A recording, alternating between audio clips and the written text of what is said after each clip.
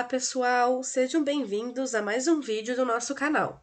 Eu me chamo Larissa e faço parte do grupo PET da Engenharia Agrícola da Universidade Federal de Pelotas.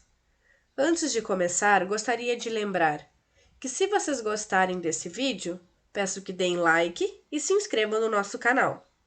Estou trazendo a resolução de um exercício do capítulo 1, Introdução, Definição e Propriedade dos Fluidos, do livro do Franco Brunetti, da disciplina de Mecânica dos Fluidos. Esse é o exercício número 1.21 e o enunciado diz: um volume de 10 metros cúbicos de dióxido de carbono, K igual a 1,28 a 27 graus e 133,3 kPa absoluto, é comprimido até se obter 2 metros cúbicos. Se a compressão for isotérmica, qual será a pressão final? E qual seria a pressão final se o processo fosse adiabático? Então, os dados que podemos retirar do enunciado é o volume 1, de 10 metros cúbicos, o K, que é uma constante do gás, do índice adiabático, que tem um valor de 1,28. Esse valor ele é específico para o dióxido de carbono. Temos uma temperatura 1 de 27 graus. Temos a pressão 1 de 133,3 kPa absoluto. E temos um volume 2 de 2 metros cúbicos. Então, esse é um exercício clássico de termodinâmica, onde ele está comparando os resultados de dois diferentes processos de compressão de um gás, onde queremos descobrir a pressão final através de duas maneiras diferentes, sendo o processo isotérmico, onde mantém a temperatura constante, e a segunda condição é no processo adiabático, ou seja, onde não ocorre nenhuma troca de calor com o ambiente. Então, vamos começar resolvendo para o primeiro caso, no caso da compressão isotérmica. Então, o que significa isotérmico?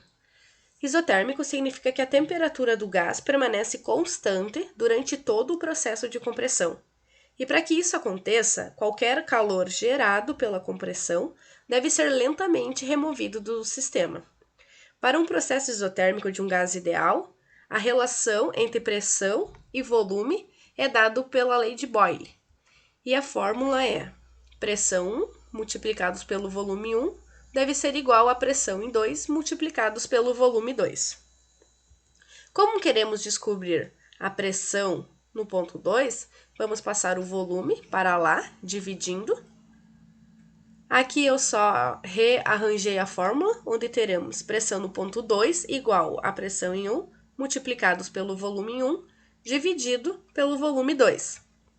Vamos substituir agora pelos números, onde teremos 133,3 multiplicados por 10 divididos por 2, onde teremos um valor de pressão de 666,5 kPa. O que podemos observar é que a relação de volume 1 para o volume 2, é que o volume ele diminuiu 5 vezes.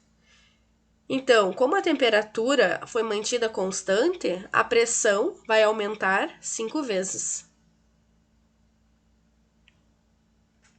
Então, essa é a resposta para o processo isotérmico. Agora, vamos fazer para a segunda condição, caso o processo for adiabático. Mas o que significa um processo adiabático? Significa que não há troca de calor com o ambiente. Isso geralmente acontece quando a compressão é muito rápida ou o sistema é perfeitamente isolado. Então, diferente do processo isotérmico, o trabalho realizado para comprimir o gás é convertido em energia interna, fazendo a temperatura do gás aumentar. Então, temos uma relação entre pressão e volume, onde usamos o índice adiabático, que é o Kzinho, que foi fornecido no enunciado. Temos a equação de Poisson, onde é dado que pressão em 1 multiplicados por volume 1 elevado a K tem que ser igual a pressão em 2 multiplicados pelo volume 2 elevados a K. Vamos isolar novamente a pressão em 2, que é o que queremos descobrir, onde teremos a fórmula final de pressão em 2 igual a P1 multiplicados por V1 elevados a K, divididos por V2 elevado a K. Vamos substituir agora os valores nessa fórmula, onde teremos 133,3 multiplicados por 10 elevados a 1,28, divididos por 2 elevado a 1,28. Resolvendo, teremos uma pressão em 2 de 1045,95 kPa, ou aproximadamente 1046 kPa. Então, as respostas que estão no final do livro é que no processo isotérmico a pressão é de 666,5 kPa e num processo adiabático a pressão tem um valor de 1046 kPa. Mas por que a pressão adiabática é muito maior? A pressão adiabática é muito maior porque a gente não está apenas lutando contra a redução do volume, mas também contra o aumento da temperatura do gás.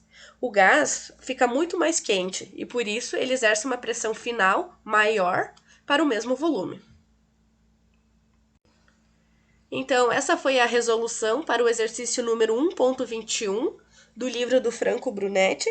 Peço que, se vocês gostarem desse vídeo, curtam, compartilhem. Muito obrigado pela atenção e até a próxima!